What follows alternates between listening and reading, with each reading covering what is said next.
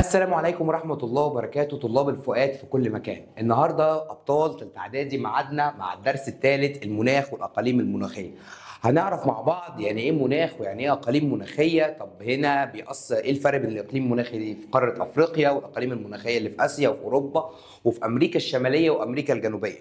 معاك مستر محمد علاء مدرس الدراسات والتاريخ باسكندرية، ويلا بينا يا بطل نشوف الأقاليم المناخية بتقول إيه. يلا بينا بسم الله. قال لك الدرس الثالث معانا بيتكلم عن المناخ والنبات الطبيعي في العالم. يعني ايه اولا المناخ ويعني ايه نبات طبيعي؟ قال لك ان المناخ هو عبارة عن وصف حالة الجو خلال فترة زمنية طويلة. يعني معنى ذلك انا بدرس حالة الجو خلال فترة زمنية طويلة. يعني معنى ذلك ممكن تكون فصل، يعني شهر أو شهرين أو 3 شهور. طب يا عم المناخ ده ممكن يأثر عليه؟ قال لك ده أكيد بيأثر على النبات الطبيعي. يبقى الدرس الثالث بيتكلم عن المناخ والنبات الطبيعي. طب ما المقصود بالإقليم المناخي؟ قال لك إن الإقليم المناخي قال لك بكل بساطة هو عبارة عن منطقة جغرافية بتتميز بخصائص مناخية معينة. يبقى قال لك عندنا هي كل منطقة جغرافية بتتميز بخصائص مناخية معينة، يعني بصفات معينة. حلو الكلام. طب تعالى بقى نمشي واحدة واحدة مع الدرس. قال لك يختلف المناخ داخل القارة الواحدة. طب ليه؟ قال لك حسب عدة عوامل. أول حاجة الموقع الفلكي، تاني حاجة الموقع الجغرافي، وتالت حاجة التضاريس. يعني يقصد يقول لك اللي بيأثر على المناخ 3 حاجات. لإما الموقع الفلكي اللي هي دوائر العرض عشان هي اللي بتأثر على المناخ، لإما الموقع الجغرافي. اشمعنى يا عم؟ يعني القرب والبعد عن المسطحات المائية. قال لك ثم آخر حاجة التضاريس. طب ممكن أفهم؟ تعالى أفهمك. قال لك إن الموقع الفلكي لما تكون مثلا دولة قريبة من دائرة الاستواء، هنستنتج مع بعض إن تكون الجو عندها حر جدا علشان أشعة الشمس بتكون عمودية، صح ولا غلط؟ تمام. اما بالنسبه للموقع الجغرافي قال لك ان الاماكن مثلا اللي بتطل على البحر بيكون مناخها معتدل عن الاماكن القاريه. مش فاهم؟ يعني مثلا مناخ اسكندريه ممكن لما ترتفع قوي درجات الحراره توصل 40، اما في القاهره او في الصعيد ممكن توصل 50. فبالتالي قال لك القرب والبعد عن المسطحات المائيه. ثم اخر حاجه التضاريس. لو هنفتكر معلومه اولى اعدادي كان بيقول لنا الكتاب الامتحان فيها كلما نرتفع 180 متر فوق سطح البحر بنقل 1 درجه مئويه. يعني احنا كل ما بنرتفع درجه الحراره بتقل، يعني البروده بتزيد. فيقصد يقول لك ان المناخ بيتأثر ب3 حاجات: الموقع الفلكي والموقع الجغرافي والتضاريس. طب تمام، تعالى نتكلم على انواع الاقاليم المناخيه. يلا بينا نشوف الاقاليم المناخيه بتقول ايه. قال لك الاقاليم المناخيه، عندي اقاليم مناخيه حاره. يبقى عندي الاقاليم المناخيه الحاره. تعال نعرفها بتمتد من كام لكام؟ قال لك من 30 شمالا ل 30 جنوبا. يبقى الاقاليم المناخيه الحاره قال لك هي بتمتد من خطوط الطول 30 شمالا ل 30 ايه جنوبا. قال لك هي بتقع فين؟ قال لك قرب دائره الاستواء. حلو الكلام. طب انا عايز اعرف ايه هي اسامي الاقاليم المناخيه دي. تعال نعرف. اول اقليم مناخي الاقليم الاستوائي وشبه الاستوائي. يبقى الاقليم الاستوائي وشبه الاستوائي، يعني باينه من اسمه ان الاقليم الاستوائي يعني معنى ذلك هو يقع بالقرب من دايره الاستواء. يبقى هو يقع بالقرب من دايره ايه؟ الاستواء. بيمتد شمال وجنوب دايره الاستواء، يعني من 0 ل10 شمالا وجنوبا. طب انا عايز اعرف هو موجود فين؟ قال لك موجود في اسيا عند جزر اندونيسيا، افريقيا في حوض نهر الكونغو، امريكا الجنوبيه في حوض نهر الامازون. تعال نعرف مع بعض. قال لك بكل بساطه ادي يا عم ده المناخ الاستوائي وشبه الاستوائي. تعالى نغير اللون عشان تبقى انت فاهم كل حاجه. كل ده كده اللي حوالين دايره الاستواء ده اسمه الاقليم الاستوائي وشبه الاستوائي. هنا موجود في اسيا عند جزر اندونيسيا. طب تمام. قال لك وهنا قال لك ده حوض نهر الكونغو، حوض نهر الكونغو. طب جميل، قال لك وهنا برضو قال لك ده التقيل الاخضر التقيل ده بنسميه حوض نهر الامازون. يبقى تاني ان المناخ الاستوائي او شبه الاستوائي موجود في كام منطقه او موجود في كام قاره؟ قال لك موجود في قاره اسيا، وموجود في قاره افريقيا، وموجود في قاره امريكا الجنوبيه. يعني يجي لي سؤال في الامتحان يخلو قال لك عندنا الاقليم المناخي الاستوائي وشبه الاستوائي من كام قاره؟ يعني ايه الكلام ده؟ يعني يقصد يقول لك ان في اماكن قارات ما فيهاش اقليم استوائي خالص. ايوه، هنقول له مين؟ هنقول له بكل بساطه قاره استراليا ما عندهاش اقليم استوائي وشبه استوائي. عندنا هنقول له بكل بساطه برضو عندنا قاره امريكا الشماليه ما عندهاش اقليم استوائي. قال لك وعندنا برضو قاره امريكا، قاره استراليا وامريكا الشماليه وقاره اوروبا. يبقى تاني، يبقى الاقليم الاستوائي هو موجود في 3 قارات بس: اسيا عند جزر اندونيسيا، افريقيا عند حوض نهر الكونغو. قال لك عندنا امريكا الجنوبيه فين يا معلم؟ قال لك عند حوض نهر الامازون. اما مش موجود فين؟ مش موجود في استراليا او امريكا الشماليه او ايه؟ قاره اوروبا. يعني تخلو اوروبا من الاقاليم المناخيه الحاره. طب تمام، تعال نعرف. قال لك انا عايز اعرف الخصائص الجغرافيه. يعني ايه خصائص مناخيه؟ يعني يقصد يقول لك صفات المناخ ده عامله ازاي، الاقليم المناخي ده الامطار عامله ازاي، الحراره عامله ازاي. تعال اقول لك. قال لك بكل بساطه الحراره مرتفعه طوال العام، سقوط الامطار طوال العام. يعني معنى ذلك ان الحراره مرتفعه طوال العام، يعني طول السنه حر، وكمان الامطار تسقط طوال العام. يبقى الحراره مرتفعه طوال العام، امطار تسقط برضو طوال العام. طب تعالى نعرف النبات الطبيعي. قال لك اقليم استوائي يعني الغابات الاستوائيه. الغابات الاستوائيه موجوده في كام قاره؟ موجوده في 3: اسيا، افريقيا، امريكا الجنوبيه. قال لك عندنا فين في افريقيا؟ قرب حوض نهر الكونغو. فين في امريكا الجنوبيه؟ قرب حوض نهر الامازون. طب هو فين في اسيا؟ عند جزر اندونيسيا. الغابات الاستوائيه اشجارها كثيفه متشابكه زي المطاط والماهوجني. المطاط والماهوجني. طب اي نبات طبيعي لازم يعيش عليه حيوانات. الحيوانات اللي بتعيش فيه الطيور، قال لك والزواحف زي الثعابين، قال لك والحيوانات المتسلقه زي النمور والفهود والاسود. يبقى هي عباره عن غابه. يبقى تاني الاقليم الاستوائي وشبه الاستوائي يقع شمال وجنوب دايره الاستواء. قال لك اسيا عند جزر اندونيسيا، افريقيا عند حوض نهر الكونغو، وامريكا الجنوبيه عند حوض نهر الامازون. قال لك طب الخصائص المناخيه: حراره مرتفعه طوال العام، سقوط الامطار طوال العام. قال لك طب يا عم الغابات الاستوائيه اشجارها كثيفه متشابكه. قال لك زي المطاط والماهوجني بيعيش فيها حيوانات زي الطيور والزواحف والحيوانات المتسلقه. طب تعال نعرف تاني اقليم مناخي. عندي الاقليم المداري الحار، احنا بنسميه الاقليم السوداني. يبقى لو جاب لي في الامتحان الاقليم السوداني ده من ضمن الاقاليم الحاره، اسمه الاقليم المداري الحار. الاقليم المداري من 10 ل 18 شمال وجنوب. طب موجود فين؟ استراليا في الشمال. خلي بالك انا بقول لك شمال غير اقصى الشمال. قال لك واسيا في الجنوب الغربي، وافريقيا شمال وجنوب الاقليم الاستوائي، وامريكا الجنوبيه شمال وجنوب الاقليم الاستوائي. طب تمام، تعال نتكلم. قال لك ان الاقليم المداري موجود فين؟ تعال نعرف على الخريطه. قال لك الاقليم الاستوائي موجود شمال وجنوب دايره الاستواء، يعني كل الحتت دي كده. قال لك كل ده اقليم مداري، فوقك من الحته دي استوائي. كل ده اقليم مداري. خلي بالك قال لك شمال استراليا مش اقصى الشمال، اقصى الشمال ده موسمي. يبقى شمال استراليا. قال لك وبرده شمال وجنوب. قال لك عندنا حوض نهر الايه؟ الامازون. يعني يقصد يقول لك ان يوجد الاقليم المداري في كام قاره؟ 3. قال لك افريقيا، امريكا الجنوبيه، وكمان قاره استراليا. خلي بالك لا يوجد، يعني مفيش الاقليم المداري. لا يوجد الاقليم المداري في كام قاره؟ عندك امريكا الشماليه مفيش فيها اقليم مداري، عندك قاره اوروبا مفيش فيها اقليم مداري. تمام؟ طب تمام. قال لك تعالى نكمل.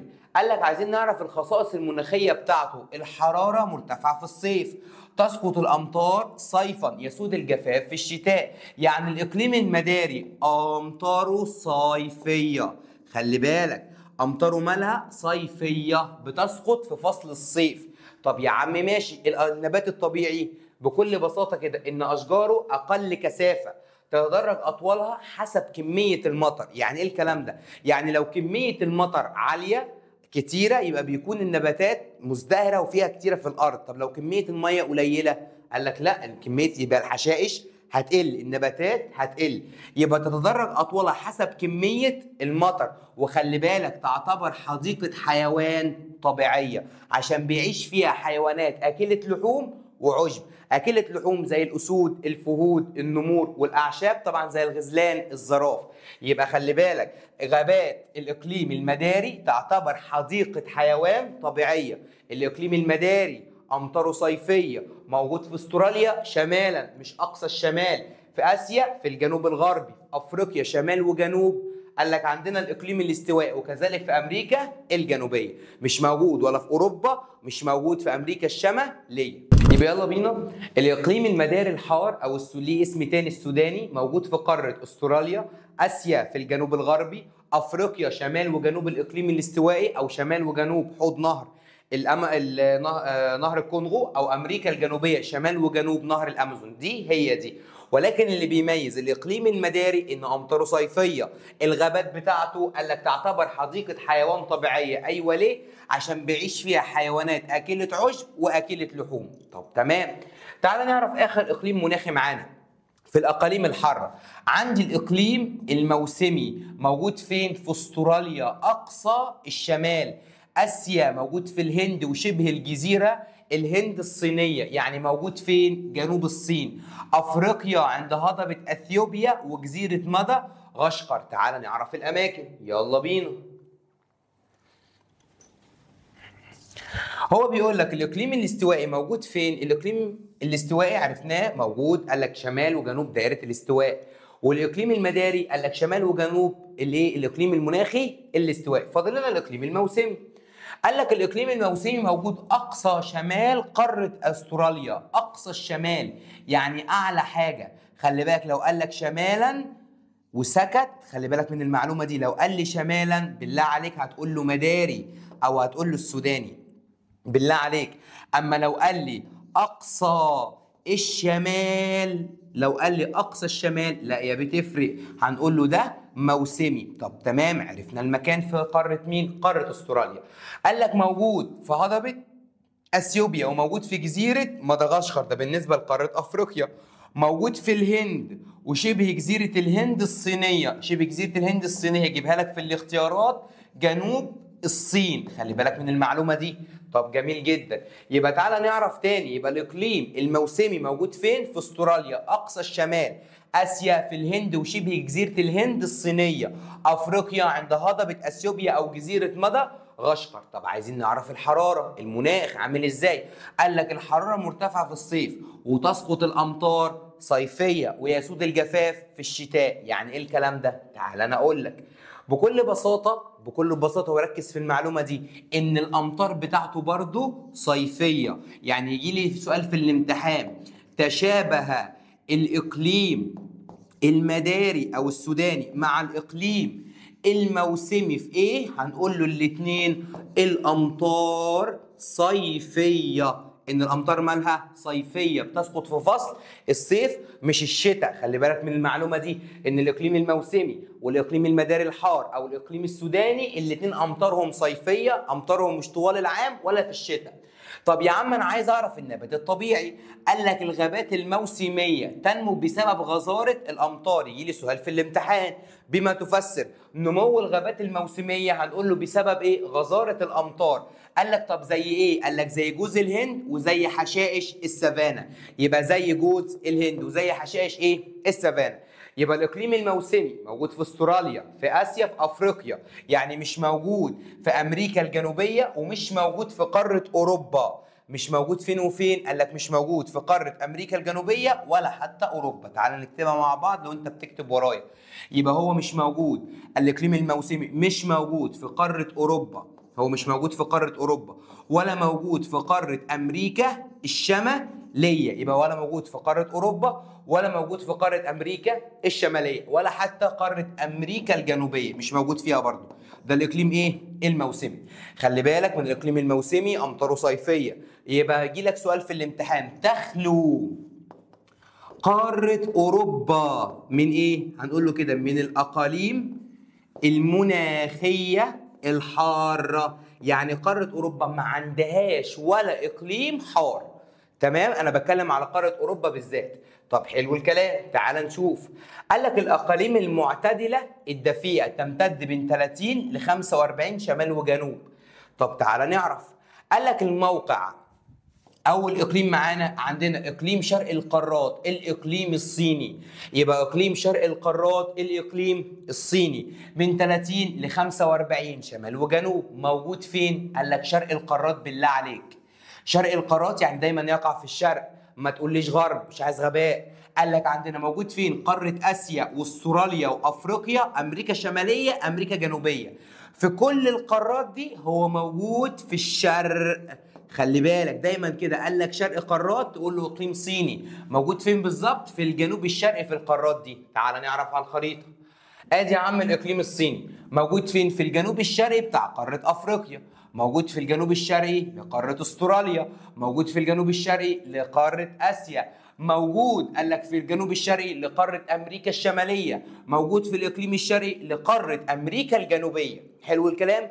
يبقى هو موجود في اسيا، وموجود الاقليم الصيني الاقليم المعتدل الدفيء قال لك موجود في افريقيا، وموجود في استراليا، وموجود في امريكا الشماليه، وموجود برضه في امريكا الجنوبيه. طب تمام، في حاجه كمان بالله عليك ركز فيها. قال لك بكل بساطه مش موجود في قاره ايه؟ اوروبا. يعني معنى ذلك لا يوجد برضه، قال لك عندنا داخل قارة أوروبا. يبقى لا يوجد داخل قارة أوروبا برضو الأقاليم المعتدل الدافئ شرق القارات. يعني إيه الكلام ده؟ يعني يقصد يقول لك إن قارة أوروبا مش موجود فيها الإقليم الصيني. يبقى خلي بالك، يبقى هو موجود في كل القارات، آسيا واستراليا وأفريقيا وأمريكا الشمالية وأمريكا الجنوبية، بس هنقول له ما عدا، ركز فيها، قارة إيه؟ أوروبا. يبقى ما عدا قارة أوروبا. حلو الكلام. قال لك طب ما يلا بينا تعالى نعرف الخصائص المناخية بتاعته. قال لك الحرارة مرتفعة في الصيف، منخفض في الشتاء، الأمطار طوال العام، تزداد في فصل الصيف، يتعرض أحيانا لعواصف مدارية اسمها عواصف التيفون. تعالى نفهم واحدة واحدة. بيقول لك الأمطار مالها؟ بيقول لك إن خصائص الإقليم الصيني الأمطار طوال العام. الأمطار إيه؟ طوال العام. يعني شبه مع الإقليم الاستوائي وشبه الاستوائي. ليه؟ الإقليم الاستوائي أمطاره طوال العام، والإقليم الصيني أمطاره طوال العام. خلي بالك من المعلومة دي. عنده عواصف مدارية، عواصف التيفون، يعني معنى ذلك بيتعرض للأعاصير. طب أنا عايز أعرف النبات اللي موجود فين؟ في الإقليم الصيني. عندنا غابات الإقليم الصيني دائمة الخضرة زي الصفصاف والبلوط، زي الصفصاف والبلوط. وعندنا حشائش الاستيبس تنمو بقرب غابات الاقليم الصيني. يبقى خلي بالك، قال لك ده هنا في ايه؟ حشائش. طب هسألك سؤال، حشائش، ايوه الحشائش اللي بياكلها ايه؟ الاغنام. فيقول لك عندنا تعتبر الحشائش التي داخل الاقليم الصيني مرعى طبيعيه. يبقى يقول لك عندنا ان الحشائش اللي موجوده داخل الاقليم الصيني مالها؟ نعتبرها مراعي طبيعيه عشان بيتربى عليها الاغنام. تاني كده، علشان بيتربى عليها ايه يا معلم؟ الاغنام. يبقى تاني، غابات الاقليم الصيني اشجارها دائمه الخضره زي الصفصاف والبلوط، زي حشائش الاستبس. حشائش الاستبس دي تعتبر ايه في داخل الاقليم الصيني؟ مراعي طبيعيه عشان بيتربى عليها الاغنام. بيتربى عليها ايه؟ الاغنام. طب تمام، تعال نعرف الاقليم البحر المتوسط. قال لك موجود فين؟ 30 و45 شمال وجنوب. بس خلي بالك، البحر المتوسط غرب القارات. موجود فين؟ في استراليا في الجنوب الغربي، اسيا في سواحل الشام وتركيا يعني في الشمال. خلي بالك، قال لك عندنا في الشرق يلا بينا نعرف اقليم البحر المتوسط. قال لك موجود فين؟ قال لك في 30 و45 شمال وجنوب. موجود فين؟ في قارة استراليا في الجنوب الغربي، هنعرف على الخريطة. في اسيا في سواحل الشام وتركيا يعني ناحية غرب اسيا. افريقيا سواحل دول المغرب العربي يعني في الشمال وهنا موجود في الغرب. اوروبا السواحل المطله على البحر المتوسط يعني موجود في الجنوب. امريكا الشماليه في الغرب فين بالظبط؟ في ولايه كاليفورنيا. امريكا الجنوبيه قال لك في الساحل الاوسط لدوله تشيلي. تعال نعرف الخريطه. قال لك عندنا اقليم البحر المتوسط موجود فين؟ قال لك موجود شمال قاره افريقيا. يبقى هو موجود شمال قاره افريقيا. جميل. بس كده؟ قال لك لا. وخلي بالك في الحته دي برضو اقليم بحر متوسط، تمام؟ عشان هي مش موجوده في الكتاب. قال لك وموجود جنوب قاره اوروبا. يبقى موجود جنوب قاره ايه؟ اوروبا. حلو الكلام. يبقى موجود جنوب قاره اوروبا. موجود في الجنوب الغربي لقاره استراليا. موجود في غرب قاره امريكا الجنوبيه. وموجود في جنوب، قال لك موجود في غرب قاره امريكا الشماليه. بس في امريكا الشماليه في ولايه امريكيه اسمها ولايه كاليفورنيا. طب تمام. وبرضو خلي بالك قال لك في امريكا الجنوبيه في دوله اسمها دوله شيلي. دوله اسمها دوله ايه؟ شيلي. طب جميل. تعال نعرف مع بعض. يبقى اقليم البحر المتوسط موجود في استراليا، اسيا، افريقيا، اوروبا، امريكا الشماليه، امريكا الجنوبيه. يعني اقليم البحر المتوسط يوجد بكل قارات العالم. يبقى هو موجود في كل قارات الايه؟ العالم. خلي بالك اقليم الصيني موجود في كل القارات ما عدا، بعدها لك تاني، اوروبا. خلي بالك الاقليم الصيني يتشابه مع الاقليم الايه؟ اعيدها لك تالت، الاستوائي وشبه الاستوائي. ليه؟ عشان الامطار طوال العام. جميل. تعال نعرف بقى خصائص اقليم البحر المتوسط. احلها لك في اغنيه صغيره. حار جاف صيفا دافئ ممطر شتاء. ده اللي على فكره برضو ده مناخ مصر. حار جاف صيفا دافئ ممطر شتاء، يعني الامطار بتاعته شتويه وهو حر في الصيف ودافئ في الشتاء. جميل. دي كده الاقاليم المعتدله الايه؟ الدافيه. تعال نعرف النبات. عندنا غابات البحر المتوسط دائمة الخضرة أهم من أشجار الزيتون. عندنا حشائش الاستبس تنمو بالقرب من غابات البحر المتوسط وتستخدم كمراعي طبيعية. وليها اسم تاني في أمريكا الشمالية اسمها حشائش البراري. يبقى حشائش الاستبس ليها اسم تاني اسمها حشائش البراري في أمريكا إيه؟ قال لك في أمريكا الشمالية. ليها، يقول لك ليها أهمية اقتصادية عشان بتستخدم كمراعي طبيعية. مراعي طبيعية ليه يا عم كمراعي طبيعية؟ عشان بيتربى عليها الأغنام والإيه؟ والمواشي. حلو الكلام. تعالى كده يقول لك تتشابه، هكتبها لك هنا ايه يعني؟ قال لك يتشابه اقليم البحر المتوسط مع الاقليم الصيني في ايه؟ قال لك يتشابه اقليم البحر المتوسط مع الاقليم الصيني بكل بساطه في الحشائش الاستبس. تمام؟ موجود في حشائش الايه؟ الاستبس. وخلي بالك حشائش الاستبس دي ليها اسم تاني في امريكا الشماليه باسم حشائش البراري. تعال نحل كده تمرين صغير. تسقط الأمطار في الإقليم الصيني بينما تسقط الأمطار في إقليم البحر المتوسط. الإقليم الصيني خلي بالك هي الأمطار بتاعته طوال العام، أما بينما تسقط الأمطار في إقليم البحر المتوسط في فصل الإيه؟ الشتاء.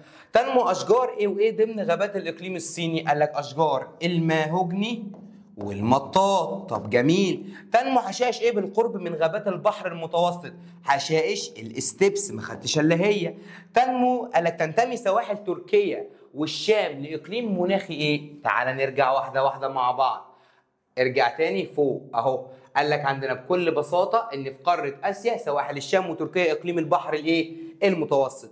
يبقى تاني كده قال لك تنتمي سواحل تركيا والشام ضمن اقليم مناخ البحر المتوسط. طب تمام. قال لك عندنا، احب اقول لك بقى بعد ما نخلص الدرس ده باذن الله اطمن ان في امتحان شامل لحضرتك.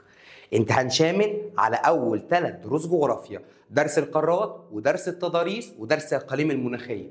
هو مش هيبقى صعب، انا عايزك تاكد عن المعلومه. انا عارف ان منهج الدراسات صعب، وانا عارف ان في معلومات ياما، وانا عارف ان في طلبه واقعه منها معلومات كتير، بس مع الاجتهاد والشغل والتكرار وتركز في الدروس وفي الحصص اللي انت بتاخدها، سواء بتتفرج عليا او بتاخد مع مستر تاني مش مشكله، ولكن انت اهم حاجه تحل ياما وتركز في كل معلومه احنا بنقولوها، وبكل بساطه انا في ظهرك لحد اخر ليله الامتحان. انا في ظهرك ومعاك ومش هسيبك ابدا لحد ليله الامتحان، انا معاك. وهنزل لك مراجعات برضو باذن الله على الوحده الاولى جغرافيا، تبقى في بوست كده جميل، بوستر جميل نعرضوه هنا، وهنعرف كل التريكات اللي موجوده في الوحده كلها. ما تقلقش انا معاك وما تكسلش، ويلا بينا نكمل الدرس. عندنا الاقاليم المعتدله البارده. خلاص كده خلصنا الاقاليم الحاره، تعال نعرف الاقليم المعتدل البارد. تنتمي بين دائرتين عرض 45 ل 60 شمالا وجنوبا، اقليم معتدل بارد. تعال نعرفهم. هم اقليمين اتنين، لا اما اقليم غرب اوروبا لا اما الاقليم شرق القارات اللورنسي. خلي بالك، معتدل بارد شرق القارات لورنسي، معتدل دفيء صيني. تاني، معتدل بارد شرق القارات لورنسي، معتدل دافئ الصيني. خلي بالك من المعلومه دي. تعال نعرف. قال لك يقع بين 45 ل 60 شمال شرق القارات. المهم الاقليم اللورنسي موجود فين؟ قال لك موجود في اسيا، شمال شرق الصين وشمال اليابان، وبرضه موجود في امريكا الشماليه. قال لك عندنا في الشمال الشرقي. طب تمام، عايز اعرف على الخريطه. تعال نعرف الاماكن. الاقليم اللورنسي موجود في اليابان، وموجود قال لك في شرق الصين. خلي بالك اللي هنا ده كده صيني، اللي فوقيه لورنسي. تاني، ده اقليم صيني، ده دافئ معتدل دافئ، اما ده معتدل بارد. طب تمام، يبقى الاقليم اللورنسي موجود فين؟ قال لك موجود في قاره اسيا، وموجود برضه في قاره امريكا الشماليه. امريكا الشماليه في الشمال الشرقي. خلي بالك شمال شرقي اقليم لورنسي. هنا اقليم صيني، بالله عليك ركز. هنا اقليم لورنسي، هنا اقليم صيني. طب تمام، تعال نكمل. قال لك تعالى نعرف الخصائص المناخيه. تسقط الامطار طوال العام وتزداد في الصيف. يعني معنى ذلك بكل بساطه، ركز معايا في المعلومه دي، ان يتشابه الاقليم الاستوائي. ركز معايا في المعلومه دي، يتشابه الاقليم الاستوائي مع الاقليم الصيني مع الاقليم اللورنسي. ايوه، بيتشابهوا في ايه؟ قال لك بكل بساطه بيتشابهوا في ان الامطار بتاعتهم طوال العام. اكتب الحاجه دي عندك بالله عليك، اكتب عندك ما تكسلش. طب عندنا عايزين نعرف النبات الطبيعي، الغابات المخروطيه، الصنوبر والشربين. وخلي بالك توجد حيوانات ذات فراء كثيف زي الدب القطبي، يعني عنده فرو عشان يدفيه في فصل الشتاء. طب تمام، تعالى نعرف اقليم غرب اوروبا. قال لك باين غرب، يعني يقع في ناحيه الغرب عشان نعرف الغباء. قال لك عندنا قاره اوروبا موجوده في الشمال الغربي. وموجود فين؟ في الشمال الغربي. امريكا الشماليه، امريكا الجنوبيه في الشمال الغربي واقصى الجنوب الغربي. تعالى نعرف. قال لك بكل بساطه، ركز معايا، امسح كده وتعالى نعرف الاماكن. قال لك اقليم غرب اوروبا ماله؟ قال لك اقليم غرب اوروبا موجود في غرب اوروبا، يعني موجود في قاره اوروبا، وموجود في شمال غرب امريكا الشماليه، وفي جنوب غرب امريكا الجنوبيه. اللي هنا ده هفضل افكره لك دايما، ده صيني. اللي هنا ده غرب اوروبا، بالله عليك ركز معايا. طب تمام، قال لك اللي هنا ده غرب اوروبا. تمام، اللي هنا ده غرب اوروبا، ده غرب اوروبا. افريقيا ما فيهاش اقاليم معتدله بارده. يبقى تاني، يبقى تخلو قارتي افريقيا. خلي بالك من المعلومه دي. وكمان استراليا من الاقاليم المعتدله البارده. يبقى هي تخلو من الاقاليم المعتدله البارده. يعني معنى ذلك ان استراليا ما فيش اقليم معتدل بارد، يعني ما فيهاش ولا لورنسي ولا غرب اوروبا، وكذلك برضو قاره افريقيا. طب تمام، عرفنا المكان. عايزين دافئ في الصيف بارد في الشتاء. برضو الامطار طوال العام، يعني الاستوائي والصيني واللورنسي، وهنزود عليهم غرب اوروبا. كل ده الامطار بتاعته مالها طوال العام، ولكن هي تزداد في فصل الشتاء. يعني ممكن يقول لك في الامتحان يتشابه الاقليم اللورنسي مع اقليم غرب اوروبا ان الامطار طوال العام. تمام، ولكن الاختلاف لو قل الامطار في الصيف هقول له لورنسي، لو قل الامطار في الشتاء هقول له غرب اوروبا. بيزيد في الصيف لورنسي، بتزيد في الشتاء غرب اوروبا. طب عنده غابات اسمها الغابات النفضيه، باينه من اسمها، تنفض اوراقها في فصل الايه؟ الخريف. قال لك عندنا زي شجر الزان وسميت بذلك لان اشجارها تنفض اوراقها في فصل ايه؟ قال لك عندنا الشتاء لشده البروده. يبقى الغابات النفضيه بتنفض اوراقها في فصل ايه؟ الشتاء. قال لك عندنا تسقط الامطار طوال العام وتزداد في فصل الايه؟ الشتاء. قال لي صيف لورانسي، قال لي شتاء غرب اوروبا، تزداد في الصيف لورانسي، في الشتاء غرب اوروبا. طب تمام. تعال نحل. قال لك من اهم اشجار الغابات المخروطيه. الغابات المخروطيه موجوده فين؟ اهو موجوده في اقليم اللورانسي شرق القارات. اهم الاشجار بتاعتها الصنوبر والشربين. طب تمام. قال لك عندنا تنمو اشجار ايه من ضمن الغابات الصنوبريه؟ قال لك من الاماكن الغابات هي المفروض مش الصنوبريه، انا اسف، هي المفروض النفضيه. هو غشا هي اشجار واحده شجر الزان. طب تمام. قال لك تسقط الامطار في الاقليم اللورانسي وتزداد فين؟ الاقليم اللورانسي هنقول له طوال العام. طب وتزداد في فصل الايه؟ احنا قلنا تاني اقليم لورانسي في فصل الصيف. اما الشتاء ده غرب اوروبا، يبقى في فصل ايه؟ الصيف. ادي برجع لك كل حاجه عشان تبقى مركز معايا. سميت الغابات النفضيه بهذا الاسم لانها ايه؟ بتنفض اوراقها في فصل ايه؟ الشتاء لشده البروده. تعيش الحيوانات ذات الفراء الكثيف في الاقليم المناخي اللورانسي زي حيوان الدب القطبي. طب تمام. يوجد اقليم نقط شمال شرق الصين، شمال شرق، شمال شرق باينه من اسمها، يبقى اللورانسي.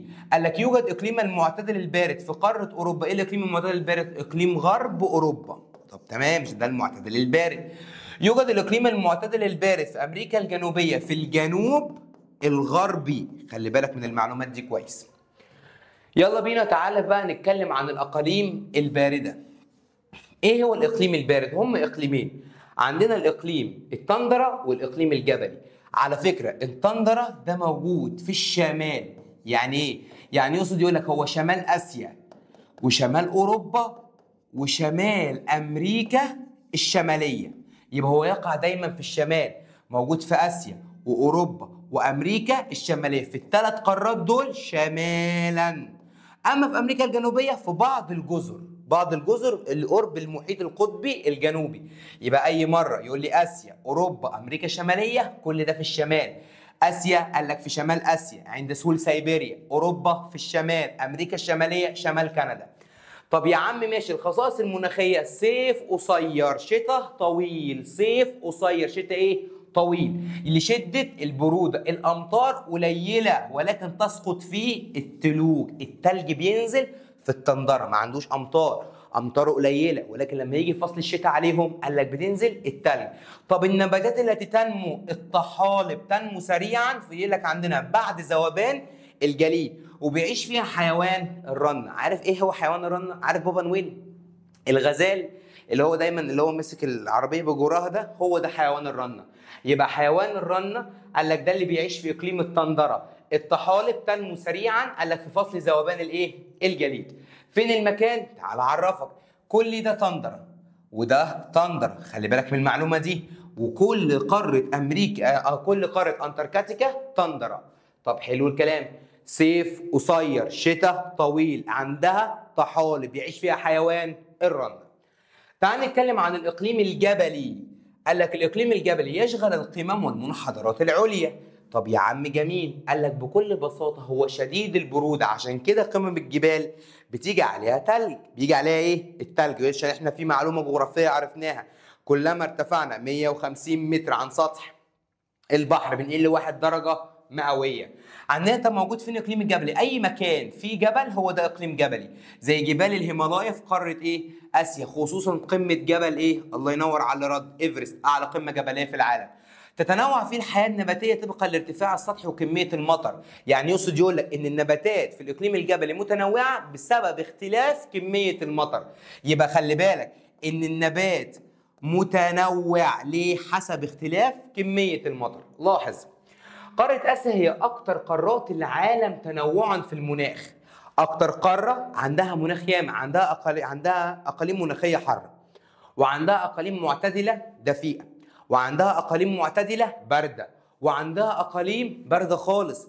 قال لك دي قارة آسيا. طب ليه يا عم اشمعنى قارة آسيا؟ هنقول له كده بسبب كبر المساحة. تاني كده، بسبب كبر ايه؟ المساحة. خلي بالك من المعلومة دي كويس. يبقى قارة آسيا هي كبيرة جدا، النتيجة أدى ذلك لتعدد الأقاليم المناخية. طب بما تفسر يوجد أكثر من إقليم مناخي داخل قارة آسيا، اشمعنى؟ هنقول له كده بسبب كبر المساحة.